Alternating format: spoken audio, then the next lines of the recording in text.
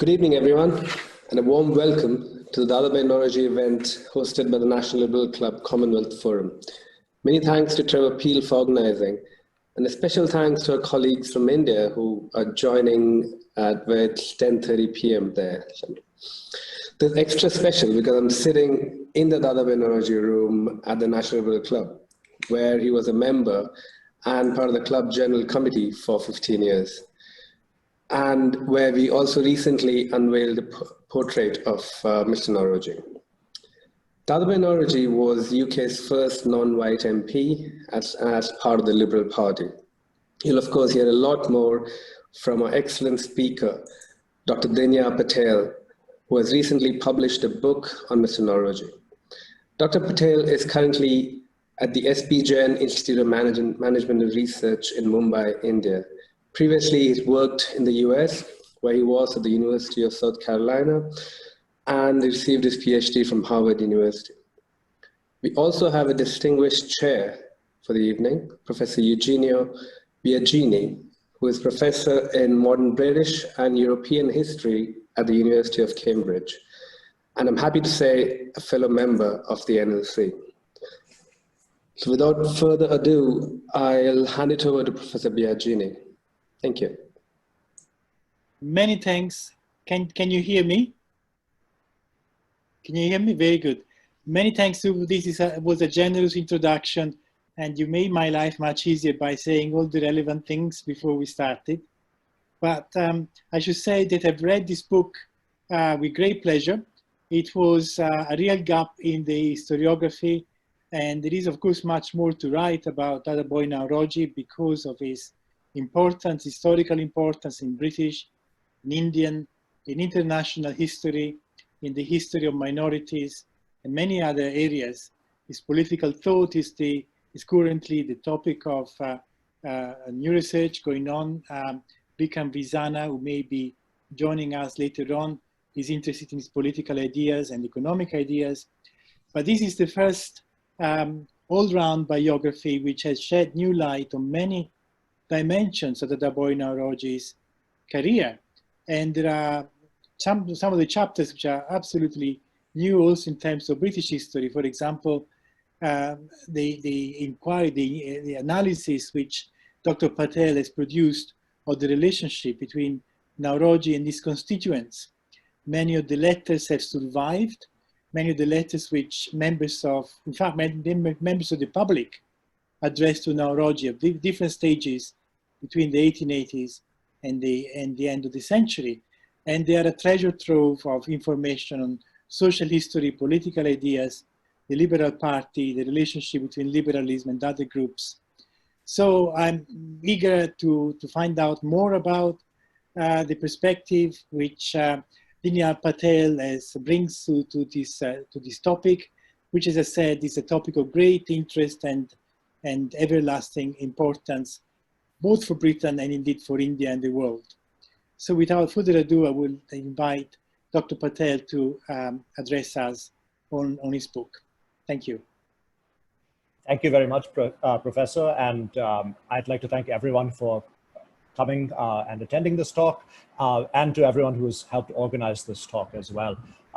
I'll begin just with one brief observation. You know, obviously Zoom talks are something which we're still all getting used to, but what we have here on this call, where we have people participating from various places of the United Kingdom, people plugged in the National Liberal Club in London, myself and others in India, as well as people like Professor Biagini in Italy, you have kind of like you have a representation of the political networks that people like Naoroji spun about 120 to 130 years ago.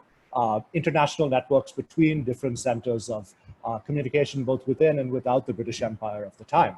So in some ways, a Zoom talk allows for kind of a reconstruction of these types of networks that I've tried to talk about in the book that I've produced. So I'll begin by sharing a presentation. So just give me a second as I do this, and then I'll launch into the talk itself.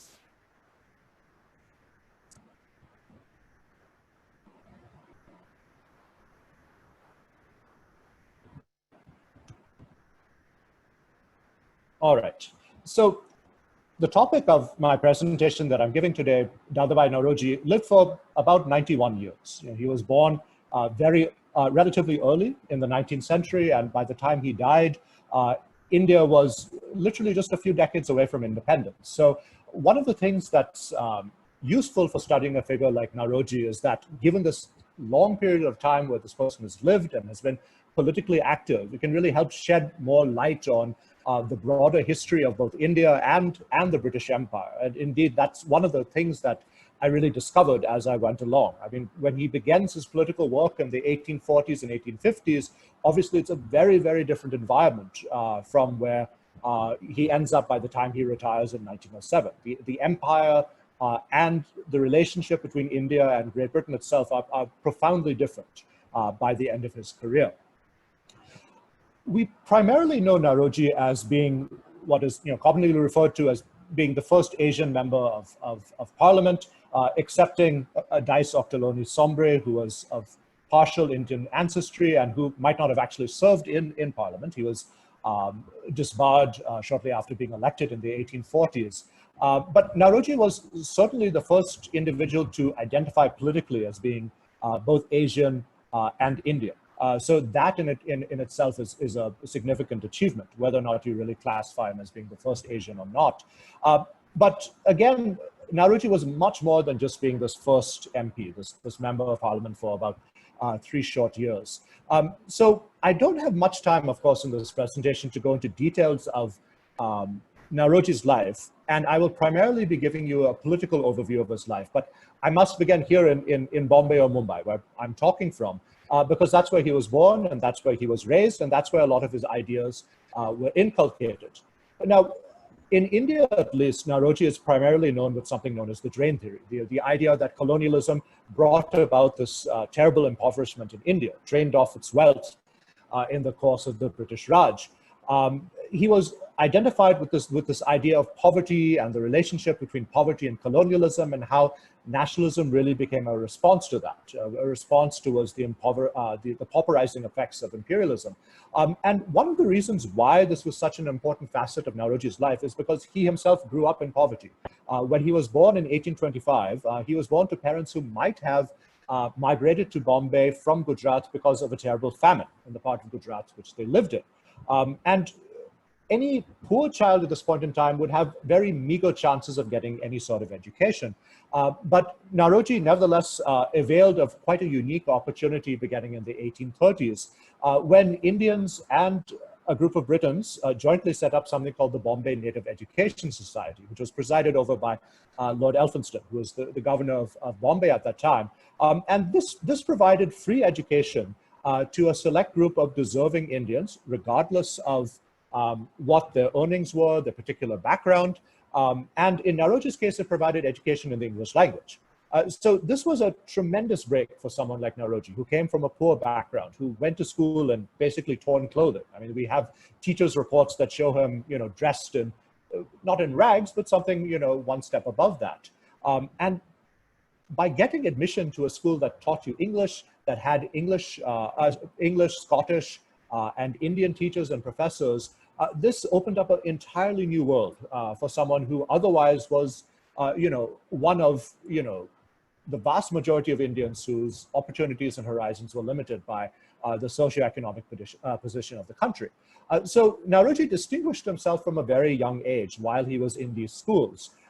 And he attended Elphinstone College, which was the premier educational institution in Western India in the mid-1800s.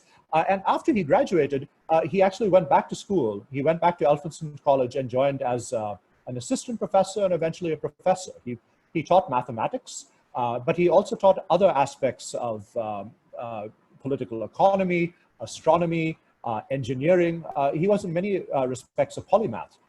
And one of the reasons why he was able to teach so many different topics is because he had a brilliant set of teachers while he was a student at Elphinstone. He and the teachers, as well as other Indians who were fellow students, really formed a very strong rapport that was unique in this era. I mean, this was an era when if you were in a school in Calcutta, the relationship between a British master and Indian student would be much more deferential, and there would be certain racial barriers. Those barriers were much less in Bombay, and particularly in Elphinstone College, where a lot of the professors who were teaching were themselves heirs to ideas of the Scottish Enlightenment, and therefore open to kind of discussion of ideas of race and kind of equality of humanity. And Naoroji imbibed these ideas thoroughly. And it's with no mistake that he latched on to topics like mathematics, because he liked topics like math or logic or certain aspects of philosophy that talked about things like reason and rationality and something approaching what we would now call, in our modern parlance, human rights. So he had a very progressive upbringing, both educationally and socially, as he was growing up. And this in turn influenced many of his early activities in Bombay. Now, I told you he began teaching in Elphinstone College in his early 20s. Around the same time, he also gets involved in the social and educational fabric of Bombay at large. And in this era, one of the defining questions, and again, this is the 1840s and 1850s, is should we allow female education? There had been up to this point some tentative steps towards allowing Indians to be, allowing Indian girls to be educated, but it was nothing comprehensive in any way or form. And Naoroji joined a group of like-minded Indians, as well as their professors at Elphinstone, to start quite a pioneering system of girls' schools for Indian students, where again, admission was not restricted by, say, income or particular background. So people who were Hindu or Parsi or eventually Muslim would join these schools, albeit different schools, but they would receive education. And this was something that sparked a lot of opposition from people in India who were quite orthodox. Nevertheless, Naoroji inculcated this habit of persistence. And within the span of 3 or 4 to 5 years, what turned out to be, what started off at least as being a rather fruitless effort at educating girls turned out to be a roaring success. I mean, you had on the books hundreds and hundreds of girl students by the year 1855.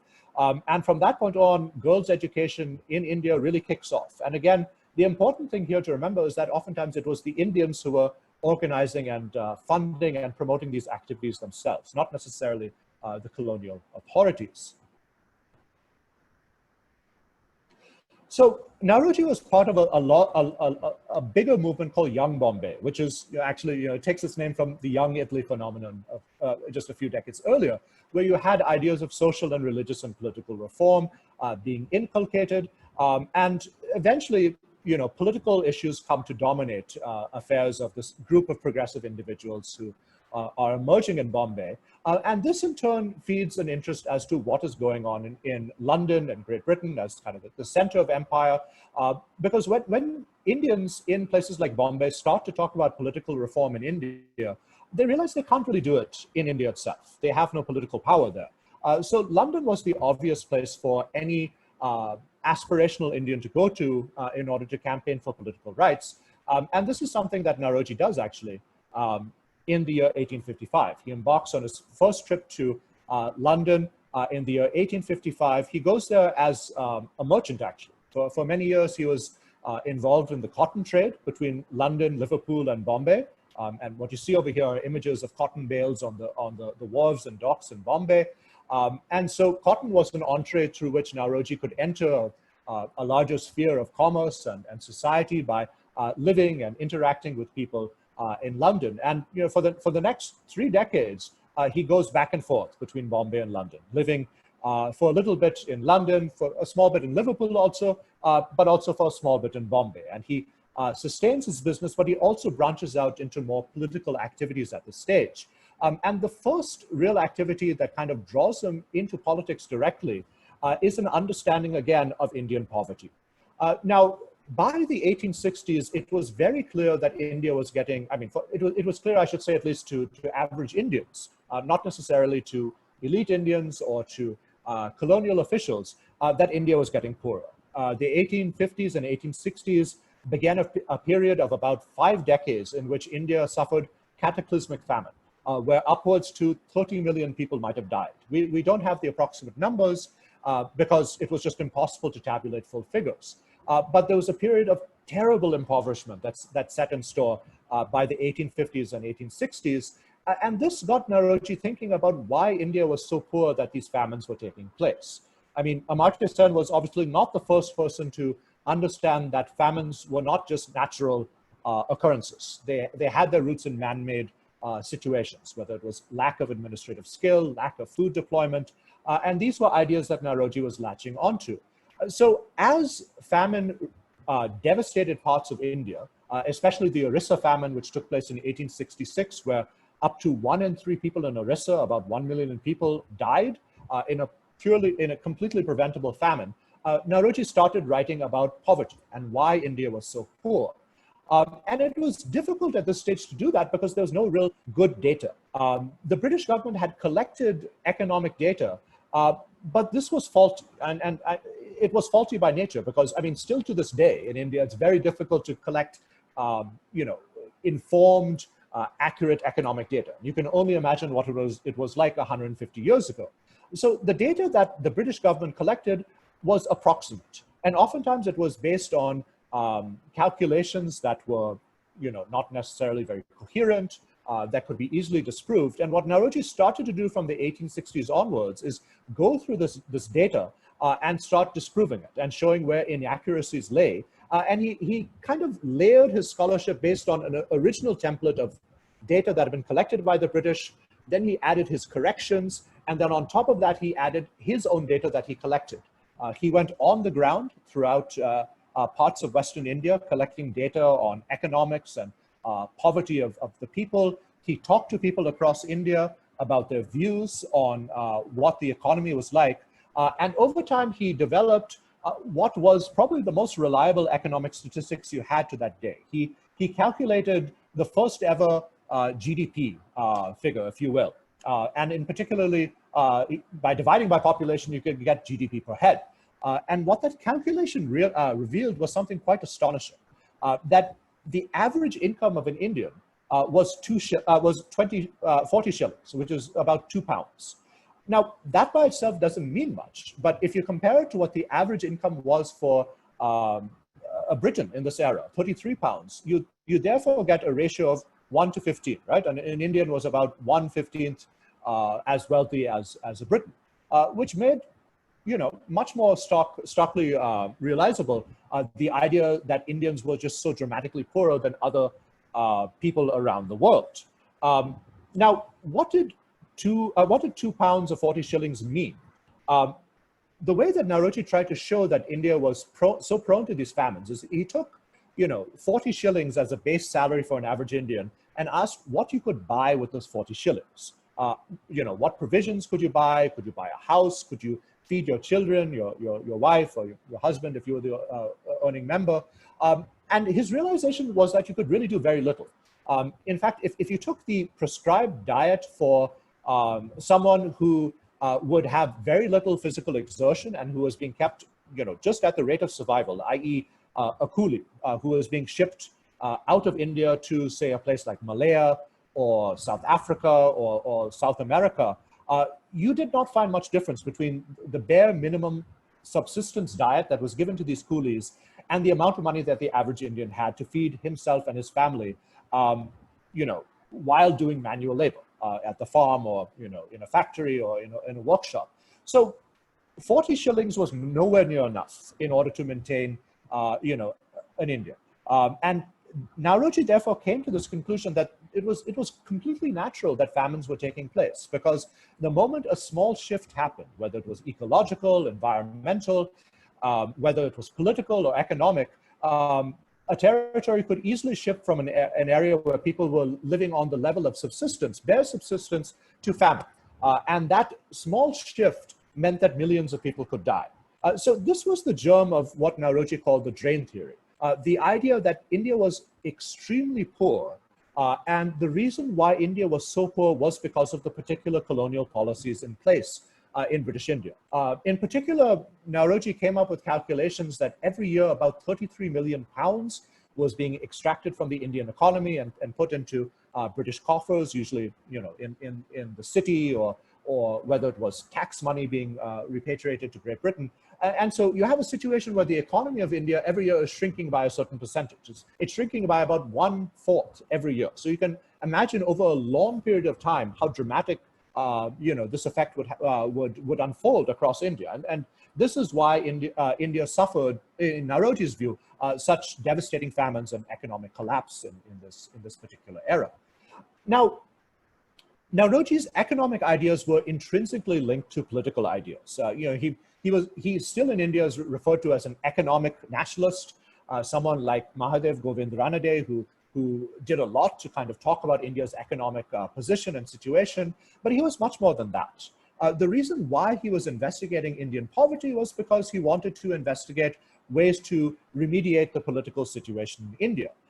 So the drain theory became the latch upon which Naoroji could propose political reforms. And over a 20-year period, you see Naoroji talking about, at the very beginning, incremental reform, employing more Indians in the government, getting less Britons to occupy positions of power. By 1884, this is developed into full-fledged ideas of self-government.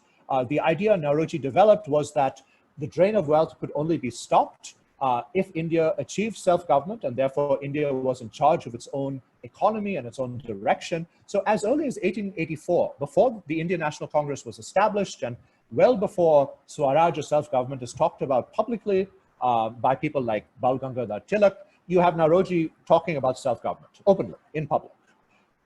But he makes a tactical decision to kind of step back from this, political position in 1885, 1886, because he decides to return full-time to Great Britain and there join liberal politics. And here's where his story and the NLC really kind of converge together.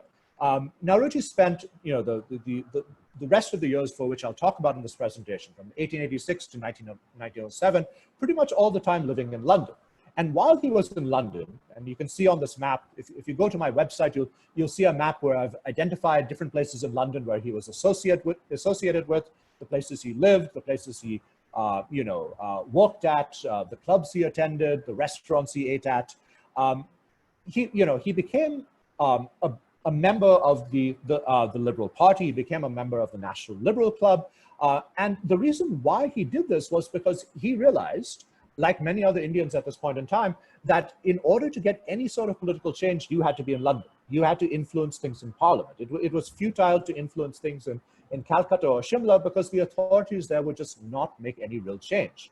So he came up with this rather audacious idea: why don't I run for Parliament? Why don't I influence change from within? Parliament ultimately had authority over Indian affairs.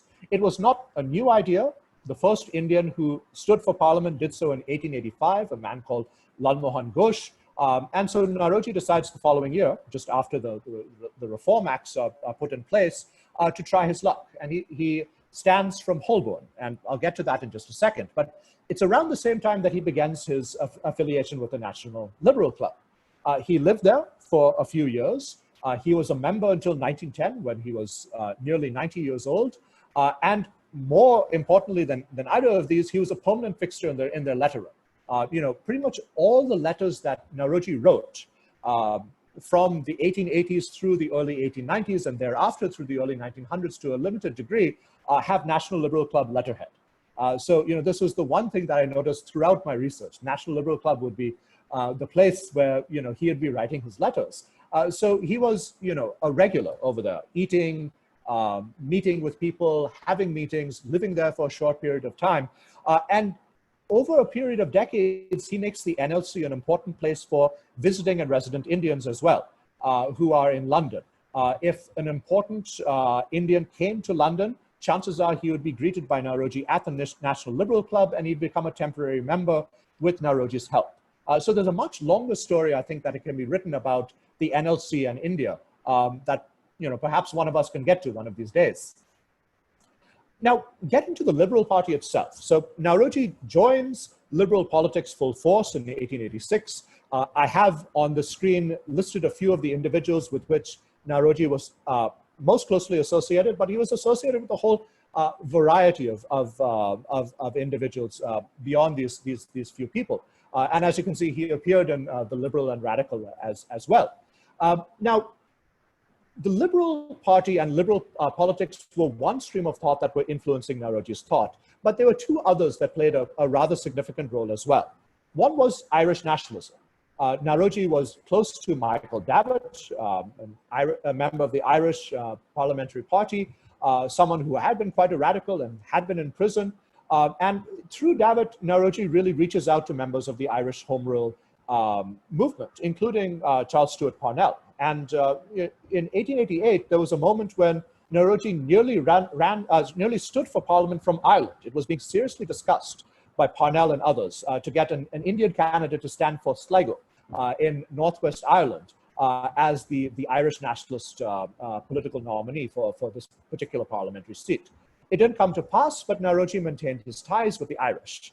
The other stream of thought was socialism, and in particular, the thought of Henry Hinman, the founder of the Social Democratic Federation. So in addition to liberalism, classical liberalism, Gladstonian liberalism, you have these two other big influences on Naoroji's life and political thought, Irish nationalism and socialism. And of course, both are more radical, both have different views on the relationship between politics and economics, and this would influence Naoroji's career as he progresses politically.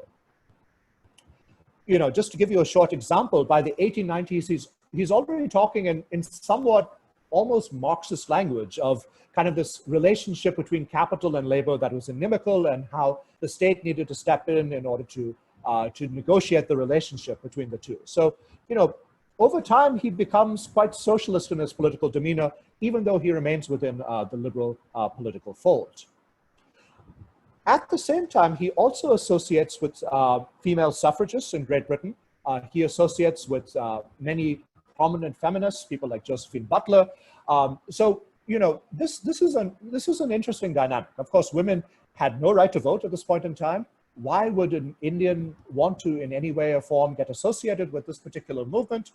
The reason is because he saw kind of a common notion of emancipation between the struggle of women and the struggle of Indians. And it was very important to recruit women as allies in this common struggle. Many of the women which Naoroji worked with through the suffrage movement, in turn became quite staunch supporters of India. Again, people like Josephine Butler supported Naoroji during his parliamentary campaigns. Others, went to India and got involved in political activities. So this is another relationship that's not really studied that much, kind of sympathy for India amongst a lot of suffragists at this point in time. So when Naoroji gave talks about India in Great Britain, it wasn't just about India. It was about much more than that. It was about the struggles of working people. It was about the Irish. It was about female suffrage. And through that, you could develop a common idea of what emancipation meant and why this emancipation was important for Indians. If women are demanding political rights, then surely Indians should get those political rights also. And the oppression and discrimination they faced was somewhat similar. This was kind of the hallmark of Naoroji's message in the 1880s and 1890s. And it translated, to go back to the meat of political matters, into an attempt to stand for Parliament in 1886 from Holborn. This did not turn out very well in terms of electoral success. Naoroji lost by quite a large margin, but Naoroji knew he was going to lose. He would write to his friends about his Holborn campaign as being a forlorn hope, something that was necessary to do in order to kind of get your name out there, to make friends, to make political associates, and then you could actually run for something where you had a good chance of winning. So he lost. He didn't lose as badly as many people feared, but he lost still.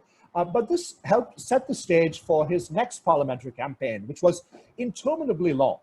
He started this campaign in a new constituency, Central Finsbury, in what is now Islington.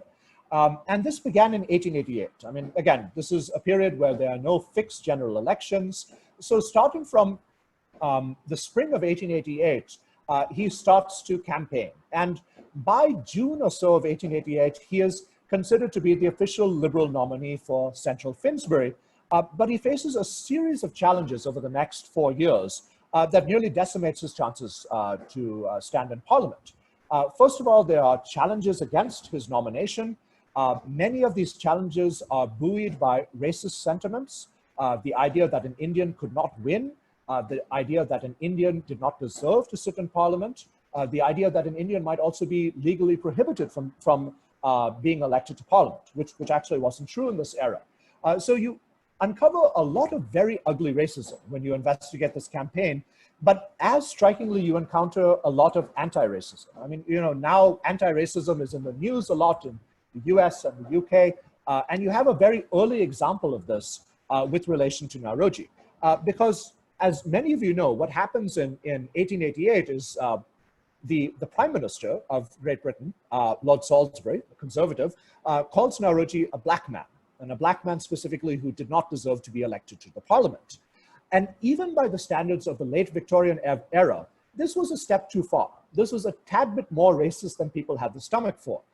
And so Naoroji was really catapulted into public fame. You know, Salisbury did kind of an inadvertent favor to Naoroji by kind of making him kind of a topic of public sympathy. And Naoroji went from being a relatively obscure individual in the British public sphere to someone who is now appearing in cartoons in Punch and other magazines as well. Here's another cartoon where a ruffian, Salisbury, is painting a lily white statue of Naoroji. And, you know, again, the idea that is being conveyed over here is that the real gruff and, uncultured and uncouth person here is not this foreign individual, it's Salisbury. So this whipped up a lot of public support. Naoroji got his name out. I mean, he featured even in advertisements in this era for Pear's soap or for Beecham's pills, which, you know, were a popular commodity in this era. And by 1892, after, again, another series of challenges that take place in his campaign, Naoroji wins in central Finsbury. He wins by 5 votes. Again, not a very large margin, but again, the margins of victory were quite small in this era, but he wins nevertheless. And so at this moment in 1892, instead of being depicted as a black man in cartoons, he's being depicted as a colossus, someone who's straddling the boundaries between England and India, someone who is going to represent India in the Houses of Parliament. And this indeed is quite a high point in the history of Indian nationalism. It's a moment of great political confidence and kind of expanding horizons if you are a nationalist individual sitting in India. The citizens of Bombay actually send a special picture book to the citizens of central Finsbury, which you can still see in the museum in Islington today, that kind of thanks the electors of central Finsbury for electing one of their own countrymen. And the people who signed this book, I know it's difficult to see on this image, are some of the who's who of Bombay and India at this point in time. People like Firoz Shah Mehta or Dinshaw Manakshi Pittit, people who are big industrialists or big political figures. When Naoroji goes back to India for the first time as an elected MP, the event is of such magnitude that literally 1 out of every 2 people in Bombay turn up to greet him. Bombay had a population of 1 million at this point in time. To give you perspective, nowadays, 30 million at least people are seated behind me here in Bombay. But in this era, it was only 1 million. And about 500,000 people show up to welcome him back. So again, this is a moment that really captures the public imagination. So when Naoroji goes into parliament, he goes with a great deal of confidence that he can achieve true and significant reform. And he begins with proposals for reforming the civil service and the public infrastructure, which will hopefully lead to something like self-government. But ultimately, this heady jubilation turns to rank disappointment quite quickly. Naoroji realizes that in parliament that he can speak all he wants in a very forceful manner, but it's another question indeed whether anyone is listening. And oftentimes when Naoroji is giving talks, there's hardly anyone there in the chamber. There's hardly anyone who's listening. There's hardly anyone who's paying attention to his political ideas and philosophies. And eventually he loses in 1895. And it's, you know, he goes from being this person who, you know, was expressing this heady optimism about change to someone who really by 1895 had reached the nadir of his political career. You know, all hope had turned into ashes. And it's this moment where Naoroji starts to radicalize considerably, where he becomes much more than just a liberal politician. He starts to associate more with socialists, radicals, Irish home rulers, and radicals around the world, quite frankly. And again, there are a few catalysts, and I'm coming to the end of this talk, so you know we're approaching the end of his life. But in the year 1895, there began a series of plague epidemics and famines that stalked India for about 5 years, which again were of terrible proportions. Again, in each famine epidemic, 1 to 2 million people died. So, these were devastating things that took place. And, Naoroji, I think, felt a great sense of deja vu when he began as an active political and economic thinker in the 1860s. India was being racked by terrible famine, and here 30 years later, the exact same thing was playing out. So now was a moment to kind of radicalize one's politics, make strong demands, and in this era, Naoroji is also in his 70s, so he knows his time is quickly running out. So what does he do? Aside from reaching out to socialists and in Europe and in the United Kingdom, he also reaches out to political actors in the United States. He reaches out to anti-imperialists. He probably gets indirect communication with people like Williams Jennings Bryan, who was a progressive figure. And there's a much stronger connect over here about ideas of imperialism being evil. I mean, America at this point in time is also embarking upon empire, but there are many in America who are also against the idea of expanding the empire. And Naoroji makes common cause with these people and recruits these people as supporters. And these people in turn become supporters of Indian nationalism all the way up until 1947. So this is an important foundation that Naoroji helps lay. He reaches out to specific people within and without America as well, especially Blacks, so African Americans. So in the year 1900, there's something called the Pan-African Conference that takes place in London, which was kind of the first kind of Pan-Africanist political movement to take place, where Blacks from Africa or America or the West Indies attend and talk about their common political grievances. And Naoroji was a part of these conversations.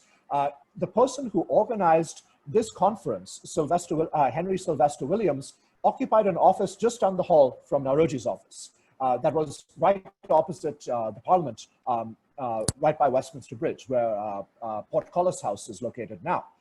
Naoroji also reached out to African-American activists who visited the United Kingdom, people like Ida B. Wells, who was a journalist. So again, this emancipatory politics that I'm talking about, where Naoroji is linking the rights of Indians, is being expanded to include others like African-Americans and West Indians as well.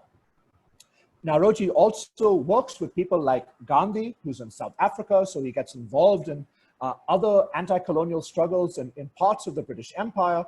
At the same time, he deepens his ties with socialism. He attends the Socialist Conference in the year 1904, where people like Karl Kautsky or Rosa Luxemburg are in attendance. And now moving to the last year of his political activity, what happens, when Naoroji is 80 years of age, he reaches kind of the apex of his political career. This is the moment where he makes his most radical and transformative political pronouncements. First of all, he starts to talk a lot about self-government again. He started to talk about this from 1903 onward, openly talking about how India needed self-government. No longer could you have incremental political change, but he hedges his demand. He says we should get self-government under British paramountcy. We should be something like Canada or Australia, where we're within the British Empire, but we have de facto independence. He makes one last attempt to stand for Parliament in North Lambeth. He loses. It's a three-corner race, and Naoroji runs as an independent liberal with Labour support. He loses. He tries to get into Parliament through Ireland. He is unsuccessful in that attempt. So again, a man of 80 is still trying to get into Parliament. He talks to the Prime Minister, Henry Campbell Bannerman, and says directly to him, you must give us self-government, and self-government can be a form of reparations for wrongs that Britain has done to India. He meets personally with Gandhi in London in order to talk about the rights of South African Indians. And lastly, he goes out to India at the very end of 1906, when he's 81 years of age, as the president of the Indian National Congress. And this is a definitive Congress session. In 1906, the Indian National Congress is slowly being torn apart by moderates and radicals. At one end are people who believe that only incremental change is required for India. And at the other end are people who are saying, no, we must get self-government now. And Naoroji is chosen as a compromise candidate, someone who was acceptable to both parties. But ultimately what Naoroji did while he was president of the Congress address was really shift the balance of power more in the direction of the radicals. He said in his speech that India should get self-government or Swaraj, the vernacular term, like the United Kingdom or the colonies. So up until this point in time, he had talked about self-government within the British Empire, like the colonies. Now, for the first time, he says, no, we can possibly get self-government like the United Kingdom, where we are a fully autonomous, independent country. And that's a significant break that again puts him in a more radical camp. Now, at this moment, he is also again looking outward at other movements. If you read the presidential speech that he gives to the Congress, he's talking about political developments in places like Japan, Russia with the revolution of 1905, China with the emerging nationalist movement, the constitutional movement in Persia. So he's very well aware of this kind of spreading emancipation happening around the world. And he says, now it must happen in India as well. So this is a real clarion call in many ways to get reform. And that's his last political act. Again, he is 81 years old. He tries to go back to Great Britain in order, incredibly, to stand for Parliament again, but his health breaks down. And by the end of 1907, he sails back to Bombay. He retires there, and he dies in the year 1917. But, you know, even during 10 years of retirement, he occasionally re-emerges in the political spectrum. At the age of 90, he's still talking about wanting to attend a Congress session, and he's still giving encouragement to people on kind of the radical spectrum of the Congress to get Swaraj and self-government. So with that, I'll end. And, you know, I'll end with just, you know, a brief perspective on what Naoroji is thought of today in both India and England. And the fact is that he's not very well known. I mean, he deserves to be known more so, not obviously for the sake of the book I've written, but because I think in many ways he represents something important. I mean, in India, again, he represents a type of pluralist politics that is becoming increasingly rare. And in England, he represents the birth of the Asian community. I mean, he really helps kind of lay the institutional foundation for the Asian and the Indian community in Great Britain. He again is this pioneering political figure who not only helps other Indians in their political aspirations, but helps other colonial subjects. I mean, he helps two Black West Indians contest local council elections in London in 1906. So there's a much bigger story of Naoroji's significance, and I'll just end with that particular thought. Thank you.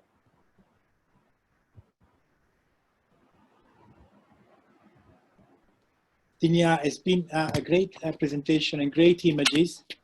And I'm sure our audience, international and globally, have lots of questions, and they're eager to ask different questions. But I would like to take the privilege of the chair by asking the first question, which is, I wonder whether you could briefly compare Naoroji, who is such an extraordinary radical by any standards, including present-day standards. The innovative nature of his politics are striking by, even by 21st century standards, with the two other Zoroastrians or Parsis who succeeded to him in parliament.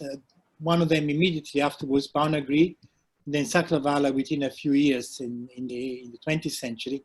Just briefly, perhaps, to put Naoroji in context. Sure.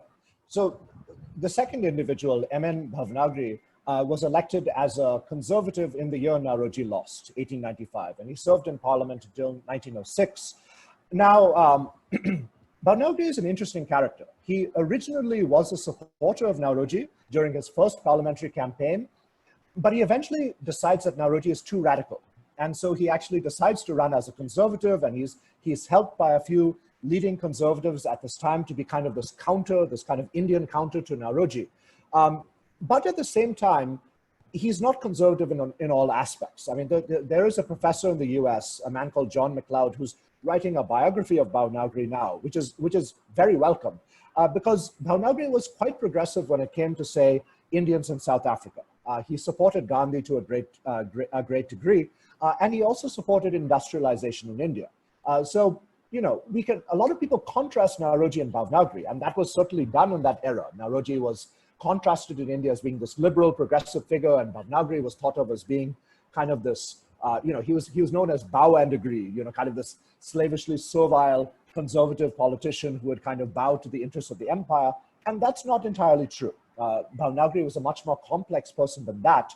Saklatwala, on the other hand, was much more to the left than either of those individuals. I mean, Saklatwala was a communist, and a very outspoken communist and quite a fearless communist. I mean, he, from the very floor of the House of Commons, he talks about the destruction of the British Empire. It took guts to say something like that. Saklatwala did not really know Naoroji. I found one letter between the two from, I think, around 1905. So they perhaps had passing acquaintance with one another. But Saklatwala was very significant for two different stories. One, organized labor, both in the United Kingdom and India, and also, again, kind of this growth of global socialism and the transformation of anti-colonial socialist movements from those of Naoroji's era, where it was a bit more, diverse and limited, to something that was much bigger. Many thanks, Dinyar. We have already 6 people actually, are eager to ask questions. Almut is the first one, then Tony, and then Omar. Almut. Well, I put that also into the chat. I was wondering what was Naoroji's attitude to the Indian mutiny? That's an interesting question. So the answer is we don't know for sure. If he had any opinions, those documents have been lost. But chances are that he opposed it. As all other educated or politically mobile people in places like Bombay or Calcutta, they would have realized that the mutiny represented something against their interests as kind of urbanized, anglicized individuals.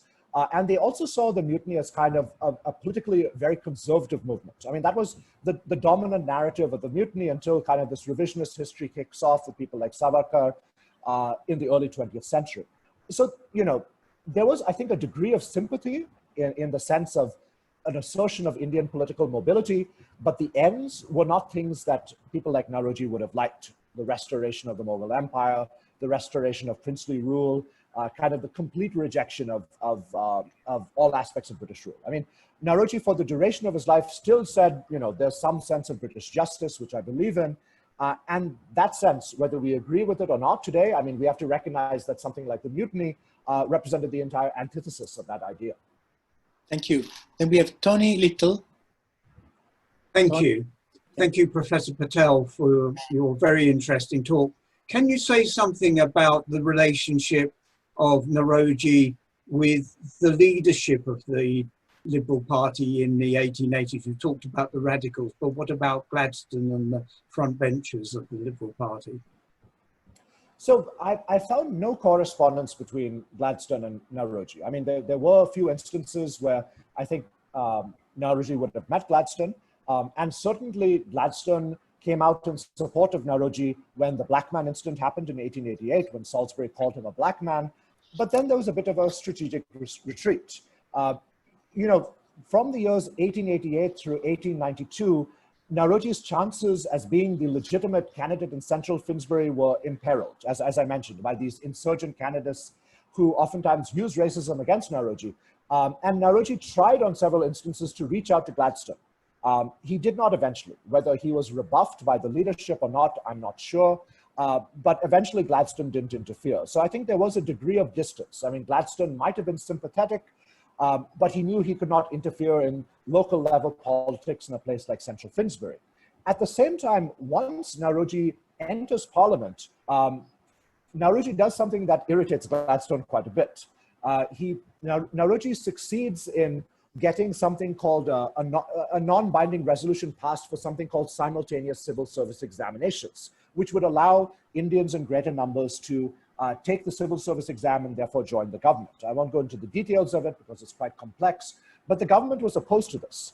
And Naoroji, by stealth, introduces this resolution late at night when Gladstone and others have long gone to bed, gone back home, and it passes by a very narrow majority. And this is the first ever defeat of Gladstone's last ministry and it's brought about by fellow liberals, Naoroji being one of them. So one can imagine relations between the two were strained toward the end of Gladstone's last ministry. Okay, we have now a question from Omar. Hello, Omar? thank you. You can't answer a question, everyone else, but it's about the influence of Dadabhai and Gandhi. So from my own research on Dadabhai's life, I can see that Gandhi looked up to him in terms of correspondence and communication. But in terms of methods of campaign, Gandhi's methods do seem to be a kind of a real step change from Dadabhai's methods. You know, one was 19th century, one was 20th century. Have you found any evidence to the contrary that Gandhi's methods in the 20th century was heavily influenced by Dadabhai or not? First of all, it's good to finally be in touch with you. I've heard about you through Professor Hinnels and others. Yes, so Gandhi, I think, you know, both Naoroji and Gandhi had something in common, in the sense that they were constantly evolving their political ideas and views. So when Gandhi begins his campaigns in South Africa, they're very similar to Naoroji's in the sense that it's quite constitutionalist. It's based on a lot of petitioning, a lot of pleading. By 1906, 1907, Gandhi outgrows this and recognizes that something more radical is needed. But he writes in places like Hind Swaraj, the book that he comes out with in 1909, that this is not necessarily a repudiation of the politics of constitutional nationalism for people like Naoroji. He kind of has this metaphor where, you know, Naoroji and others laid the foundation, and it was up to us who came later to kind of build on top of that and develop new thoughts and ideas. And there's another anecdote that's given by R.P. Masani, who was a liberal Indian politician in the 1930s. Masani knew Gandhi, and they were on the same boat after the failure of the Round Table Conference in 1931. And Masani turns to Gandhi and says, "Don't you think people nowadays in India are too hard on people like Naoroji? They regard them as being, you know, too moderate, too conservative, too tepid, too timid. Don't you think Naoroji's methods were right for his time?" And Gandhi's response is quite telling. He says, "Yes, I believe that they were correct in his time and they were the appropriate methods to take then. But I believe that if Gandhi were alive, if Naoroji were alive now in 1931, he would be following my methods." So therefore, kind of an implicit understanding that as the times change, people recognize that those methods must change as well. Thank you. Thank you. Thank you. We still have a few questions, and I would like to ask both the people who ask questions and indeed the speaker to be as concise as possible, because I'm now running out of time. So Sure. Imad Ahmed is the first one. Thank you. Thank you very much for a great talk, Professor Patel. Could you talk to us a little bit about the demographics of Finsbury Central, why people voted for him, and then why they didn't vote for him after? Thank you.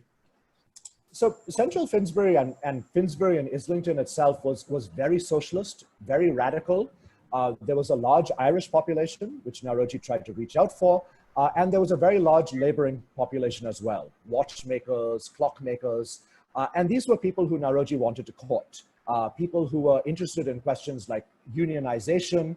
The Irish, of course, were interested in home rule. So these were the people that he courted. The people who were against him were wealthy shop owners, wealthy businessmen, who came out quite strongly against him or voted for the conservative candidate, you know, instead of the liberal candidate. Thank you. And the next one is Pradeep Kashala. Thank you.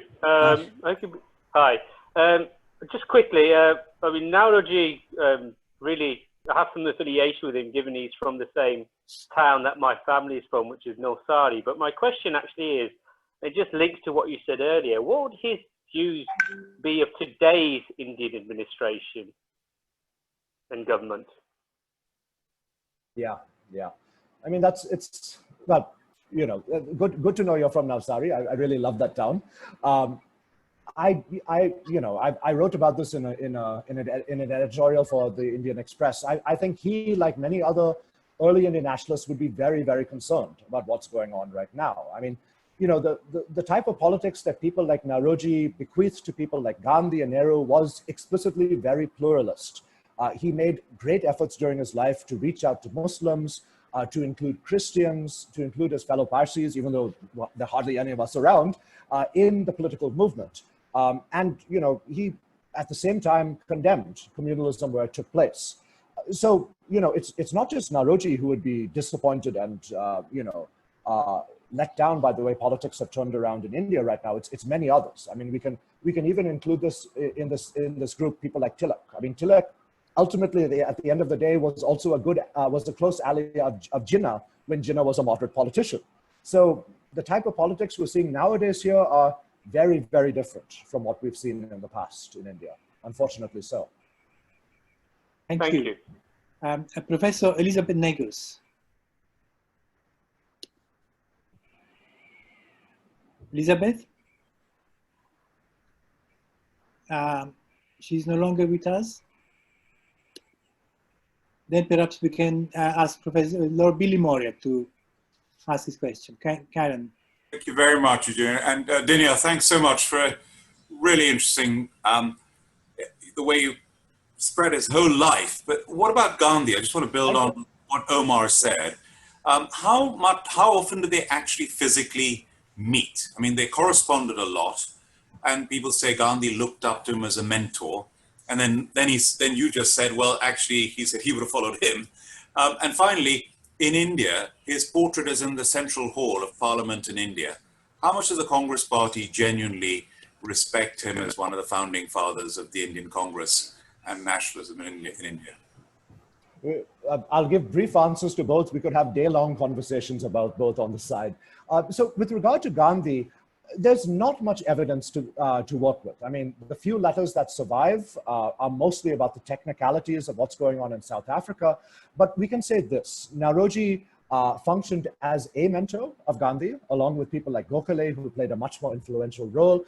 And Naoroji really helped broadcast a lot of Gandhi's early demands and early activities in South Africa to a wider audience in London. He would write to, say, the Colonial Office or members of Parliament talking about Gandhi's activities. So he was kind of a loudspeaker for Gandhi. They met one another on a handful of occasions, including in 1915, when Gandhi goes back to India after being in South Africa. They, respected one another to a great degree, but there was not too much one-on-one personal interaction there. With regards to the Congress, I mean, the current Congress, I think, is quite adrift and really does not really understand where its original moorings are from. So, I mean, my response to you would be, they don't even really remember the actual founder, Alan Octavian Hume. So, people like Naoroji or Firoz Mehta or Badruddin Tayyibji or all these other really interesting great figures are long ago in the past for the Congress. I mean, the Congress Party today is a very different animal from what it was in the 1950s, in the 1930s, and certainly during Naoroji's era. It's only the name has really survived in many aspects. Many thanks. And now we have what I hear is the last question for this very exciting seminar. Rupert Morris, the chairman of the National Liberal Club, very appropriately will conclude the debate. Thank you, and thank you very much, Professor Patel, for a fascinating talk. It makes me very proud to think that the National Liberal Club was home to this fascinating man. One of the things that I found most shocking was you describing those famines, and I wondered if you could tell us a tiny bit more, explain why they were man-made. I mean, I do understand that perhaps Britain as the colonial power was taxing and taking some of the. Can you spell that out? Was it anything to do also with moving populations for our own imperialist purposes, and then not giving back to them what they needed to survive? Can you explain a bit more about how the famine was, as you said, man-made? Sure. So I'll give a simple answer because obviously the full extent is quite complex, but two factors really are at work. One is, of course, ecological. There were a series of terrible El Niños that took place in the late 1900s, which caused widespread famine around places like China and India, and at the same time caused massive rainfall in the Western Hemisphere. So that was one definite ecological factor. But the economic factor, which is where colonialism fits in, is that basically during the course of British rule, the average Indian grew poorer and poorer for various reasons. Not all because of British rule directly, but some because. Indigenous industry broke down, taxes were very high. So as the average Indian gets poorer, I mean, if you can imagine kind of like a graph, you know, there's kind of like this level where which represents subsistence. And as the average income kind of goes lower and lower, when you get to this kind of, you know, when it becomes kind of like asymptotal, if you will, then the smallest aberration can be the difference between life and death. When you're so poor that you know it's impossible to buy your next meal, if something like a famine raises the price of grain, you're dead. You know, when you were richer, when India had more industry, when more of the wealth was kind of circulating throughout the country, you had buffers, and people would have stocks of grain. And you know, even people like Alan Octavian Hume would actually notice, and he'd write about this, that when he began his civil service career in the 1850s, he remembered people would have stockpiles of grain in case of famines. By the 1880s, this was no longer possible. People were just too poor. And so when a famine took place, they died. So again, it's a very simple answer. The full answer is very complex, but El Niños and increasing poverty is the short and simple answer. Thank you very much. Many thanks, Dinyar. Thank you to everybody for this wonderful evening. And I think now there is a vote to be moved, which will conclude the event. Yes, just want to say very much thanks for all we've learned this evening. I mean, it's fascinating how Dinyar has used this biography as a prism to look at these huge issues that have resonance even today, whether it's the suffrage question or whether it's the sort of global scale of networks like this. Really interesting to learn about Naoroji's importance as a thinker and an economist, as well as a politician, and the sort of geography of power around this. I was very interested and struck by Dinyar's comments about Naoroji's involvement in socialism because of the degree to which the Victorian Liberal Party was a broad church. You know, we think of it as involving Gladstonian liberalism, but of course Gladstonian liberalism was increasingly quite popular and radical with the passage of years, with the involvement of Irish radicals, with the involvement of Fabians. So really, really quite fascinating. Of course, the National Liberal Club being deeply rooted in all of that. The committee at the time was taken over by the radical wing of the Liberal Party in the 1890s, and Naoroji was part of that. So really, really fascinating to hear so much more detail on that. So I can definitely commend the biography. I can also commend Dinyar's previous two books, actually, on Naoroji's correspondence and sort of architectural look at Lutyens' Delhi. So fascinating. Thank you so much. Thank you to Dinyar for talking to us this evening. Thank you to Eugenio Biagini for chairing it. Thank you to Subbu Loganathan for introducing it. And thanks very much to Trevor Peel for bringing us all together. So thank you and good night.